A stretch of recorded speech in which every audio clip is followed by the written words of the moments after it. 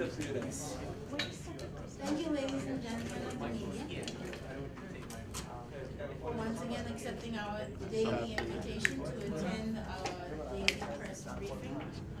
What we're doing is sending you all an email reminding you that it's here every day, Monday to Friday. But even if you don't get an email from us, Just the come. show is here every day. At 11. Monday to Friday. Yes, we try to do it for you. Alright, rest assured. If there's any time that we will have to push it back a time or something like that, we will let you know. Sometimes these things happen. I'm Sharon Leasang, I'm the Director of the Public Affairs Unit, Trinidad and Tobago Police Service, and we have Ms. Joanne Archie, ASP, Joanne Archie, Public Information Officer, who's going to bring you up to date on what's been happening in the police service across our 9 divisions, and some information that will be good for you to know. Thank you.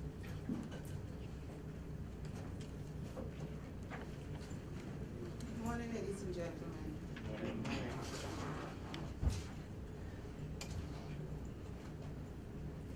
Okay, I will bring you up to date with respect to the crimes first, and then I'll give you the statistics.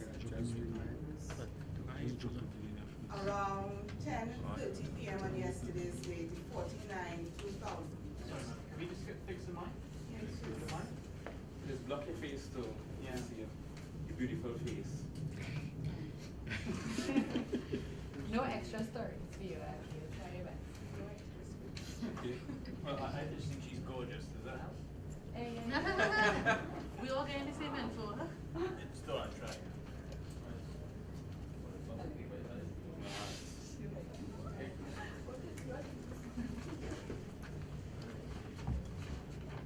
Okay.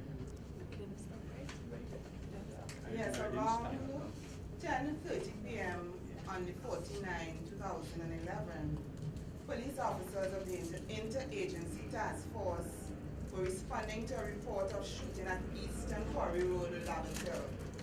Upon arrival, they were confronted by Shamel Henry of Rock City, Upper Erica Street, Laventille, 24 years, who began shooting at them.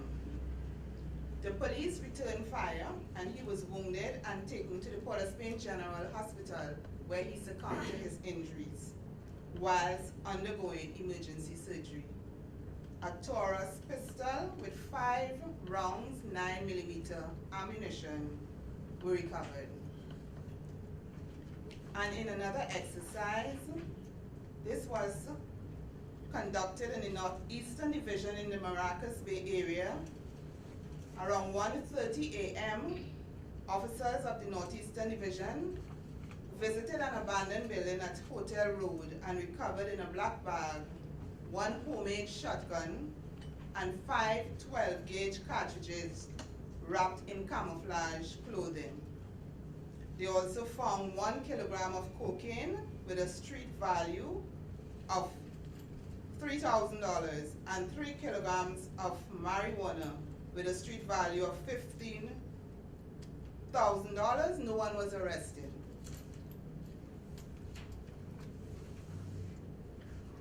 Around 6:50 a.m. on Tuesday, the 13th of September 2011, a 30-year-old woman and her 32-year-old sister, both of Friendship Village, St. Madeleine, boarded a primetime Caribbean airline plane from JFK Airport in New York. The plane went to Jamaica for 3 hours, during which time the passengers boarded another airplane for Trinidad. The plane arrived in Trinidad and Tobago at 4:30 p.m. Whilst awaiting transportation, she was approached by a man of African descent who pointed to a piece of her luggage and informed her that she had an illegal substance in the bag and she needed to accompany him as he was a security officer. The ladies became suspicious and refused to accompany him, and the man left. They then left for their home at San Fernando, and upon arrival and checking their luggage, they discovered a yellow and green pouch which contained 2 kilograms of compressed marijuana with a street value of $55,000. A neighbor who is a police officer was informed, took possession of the drug. The St. Madeleine police visited the scene, interviewed persons, and inquiries are continuing into that report. The statistics as of today, for the past 24 hours, the total number of persons arrested, 62,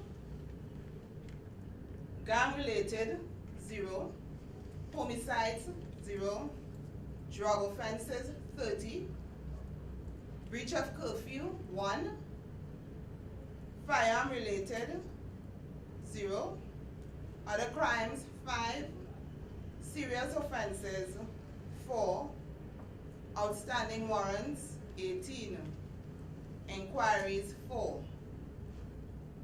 Summary for August 21st to September the 15th. The total number of persons arrested, 2,167. Gang-related, 447. Drug offenses, 421. Other offenses, 50. Serious offenses, 465. Homicide investigations, 48. Breach of curfew, 120. Inquiries, 142. Traffic offenses, 469. Total ammunition, 12,202. 27 magazines. Firearms seized, 91. Outstanding warrants, 474.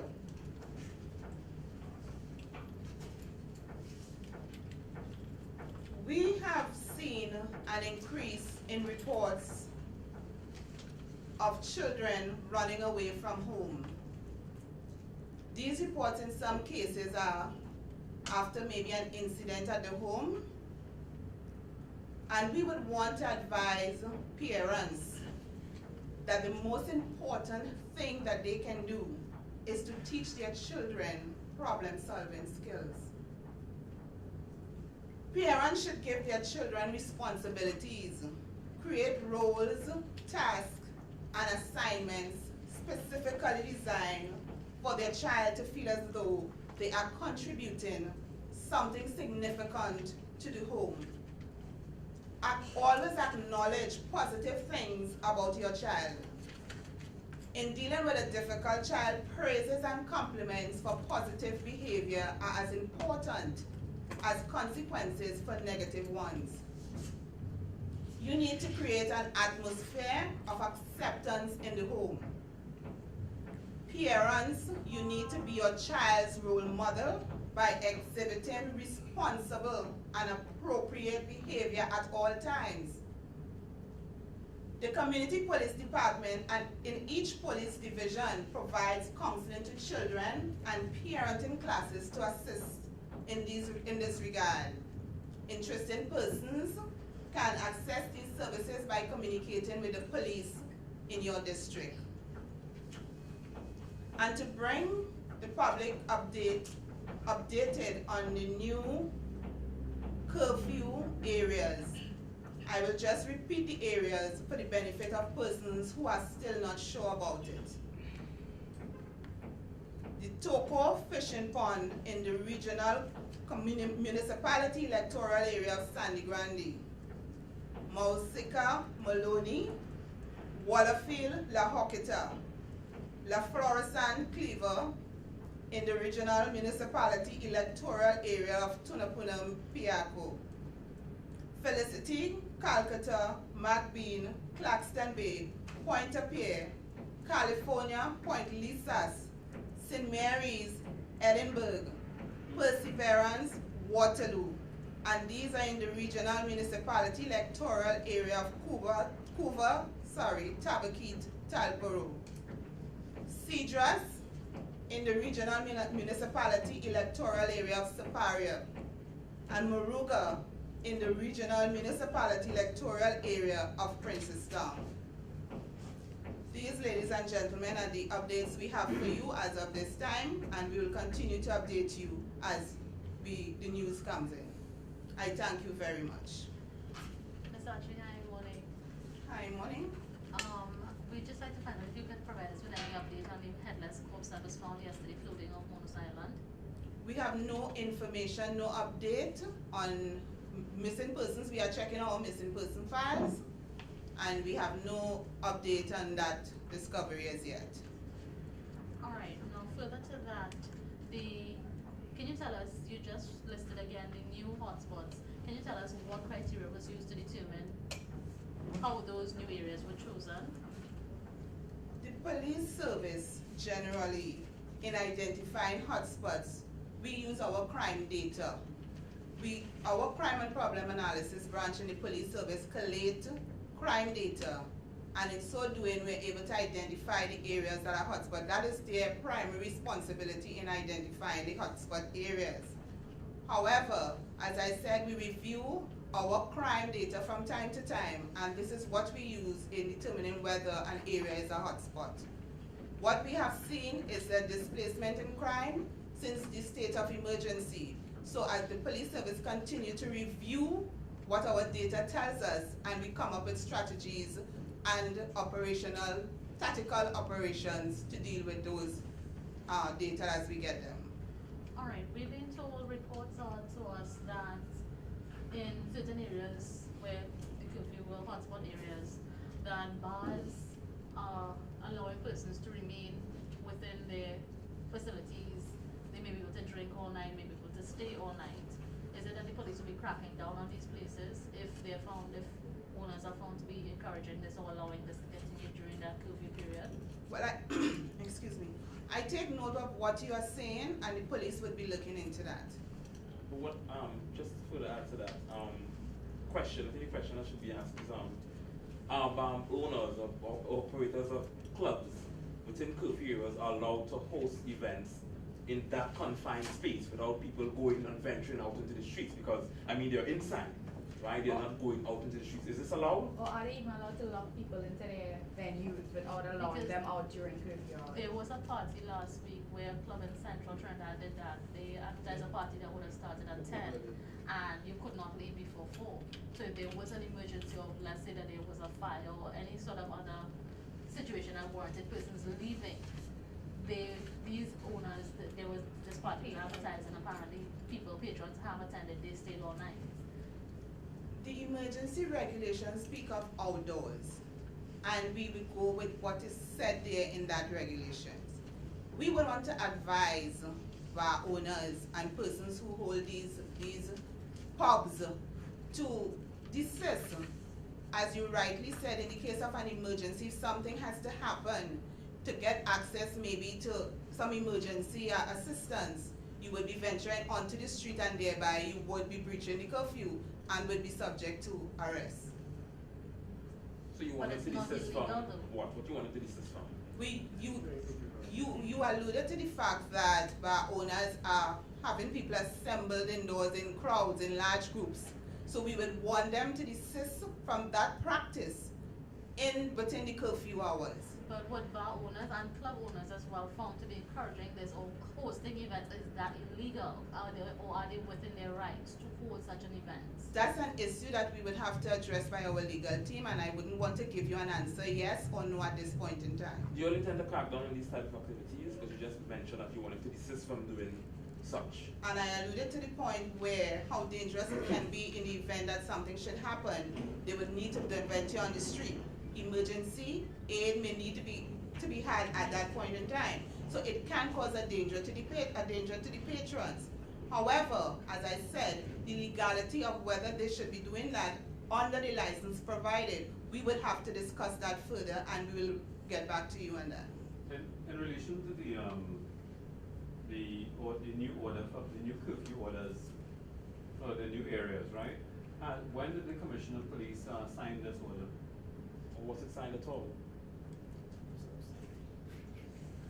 I cannot say when he signed it, but my information is that it is being gazetted.